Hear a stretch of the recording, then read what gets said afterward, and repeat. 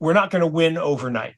Yeah. We're going to win. And I've talked about this for a while, that this is the famous quote, from Mandela, that he actually didn't say, but someone attributed to him, that, first they ignore you. So from 2009 to 15, they ignored us, right? Bunch of nerds and geeks with your magic internet money. Yeah, knock yourself out. Then they laugh at you. So 16 to 21, they're like, ha, ha, ha, a bunch of nerds and geeks. Yeah, whatever. Then they fight you. 2022, and I think to 2027, which is interestingly right around the time of that bust that I talked about in 2028, I think they're going to fight really, really hard. When the U.S. Securities and Exchange Commission and other U.S. regulators started their concerted crackdown on the cryptocurrency industry earlier this year, many people tagged it Operation Choke Point 2.0 after similar efforts by the U.S. government to cut off industries like the tobacco industry that were thought of as undesirable during the Obama administration. According to many credible sources, including a white paper written by Washington, D.C. law firm Cooper & Kirk, agencies like the Federal Deposit Insurance Corporation, the Federal Reserve Board, and the Office of the Comptroller of the Currency are waging a covert financial war against the cryptocurrency industry. Cooper and Kirk successfully sued the FDIC, Federal Reserve, and the OCC over the original Operation Choke Point, so they are in the perfect position to recognize the telling signs of another choke point. According to the law firm's report, the federal regulators are using the same regulatory tools and pressure tactics they used during the notorious Operation Choke Point to debank crypto-related firms.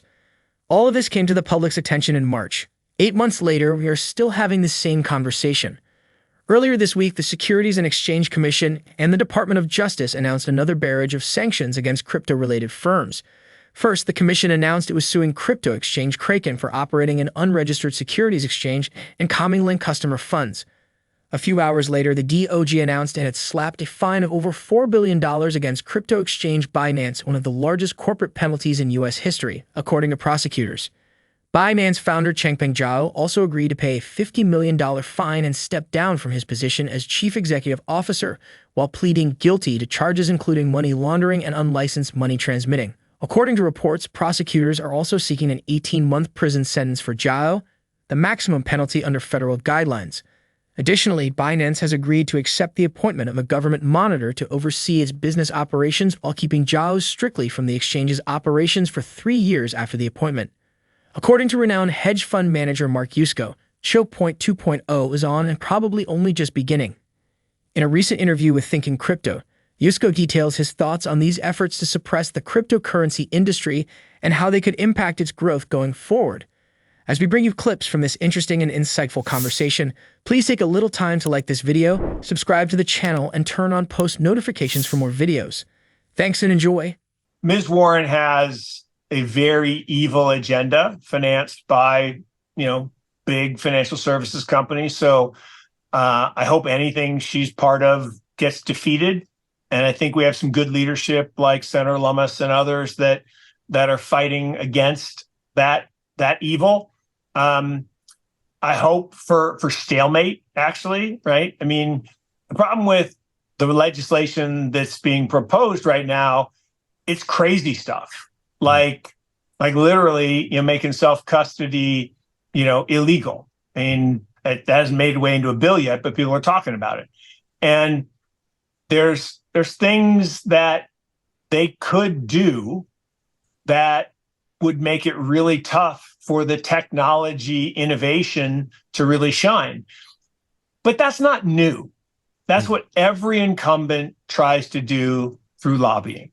Lobbying is just a fancy word for corruption. Yeah. And, we talk about all the corruption in all the other countries. I'm like, well, what about all the lobbying, right? It's literally corruption. You're buying influence. You're buying events. I talk about way back when my family was involved in cable TV, and my dad, along with all the other small cable operators, suddenly faced regulation called the Re-Regulation Act, which basically said they all had to become addressable, meaning they had to make the cable boxes two-directional.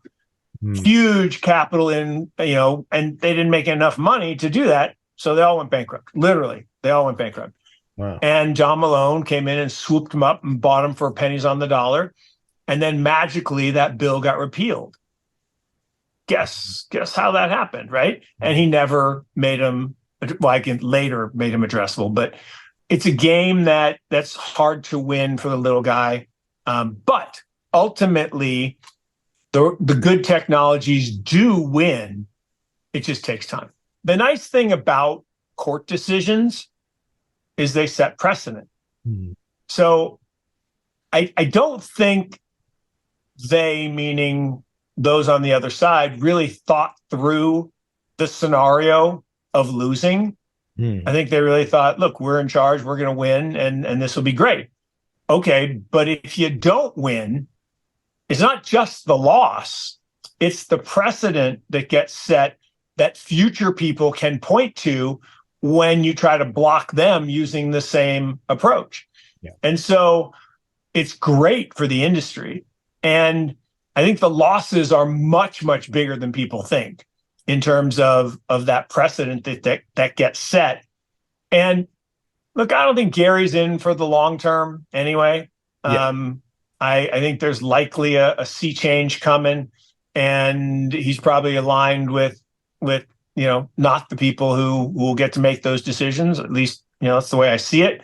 I definitely wouldn't bet against the incumbents right now, other than, and what I mean by that is we're not going to win overnight.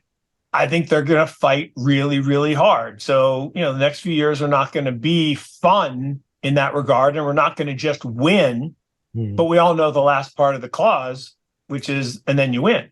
Mm-hmm. So if you're here, I think we've already won. It's just going to take some time, and we just got to keep stacking and keep building and keep focused on the future, and keep having conversations like this to keep people energized and excited about the space. Yusko's presumption that this crackdown is orchestrated by the banking cabal is not just conjecture. It is based on precedents set by existing industries feeling threatened by new innovations and throwing the weight of their influence around Washington to pull such new industries down. It happened with the horse and buggy and automobile industry. Anyone who has listened to Yusko or Michael Saylor on this topic knows about the red flag laws that mandated a pedestrian to walk ahead of a vehicle waving a red flag or carrying a lantern to warn bystanders of a vehicle's approach. In the United Kingdom, these laws, despite being so preposterous, were repealed only after 31 years. The same thing happened in the telecommunications industry, which for years tried to stop Skype and WhatsApp calls. The traditional banking industry makes an estimated $7 trillion per year from offering its services so benevolently to the world. Crypto threatens that, and they would do a lot to stop that from happening. But just like with the telecoms and horse and buggy industries, innovation will eventually win. Let's get back to Yusko's interview as he discusses more exciting news, the approval of spot Bitcoin and Ether exchange-traded funds, and what this will mean for crypto asset prices in 2024. Second week of January-ish. Okay. I mean, do they push it one more time and go right down to the wire? I think the Ides of March, I think March 15th is the drop dead date. They either have to deny them or they are deemed effective. And I think there's zero chance, when you should never say zero, but I think there's zero chance that BlackRock doesn't get approved. And so does it happen on the January 15th date, or do they wait till the March 15th date? I don't really know. I don't have any insight. But in both cases, it's before the halving, and you put that event in front of the halving. Ooh, fireworks, baby. I mean, look, we went from 10 to 60 in a matter of months when GBTC was buying in the last cycle and Saylor came on, and Elon was talking about maybe you could buy a Tesla with it. And then he changed his mind and went from 60 down to 30. And then Saylor bought more, and then we went back to 69. But that first pump from 10 to 60, when fair value was only 30, I mean, that was almost instantaneous. I mean, it was that same old. Everybody went home for Thanksgiving. They talked about it. People bought some more. Saylor came on TV. GBTC started pumping. I think $5 or $6 billion went in at a time when that market cap was much lower, and the rest is history. So is this one going to be bigger than that?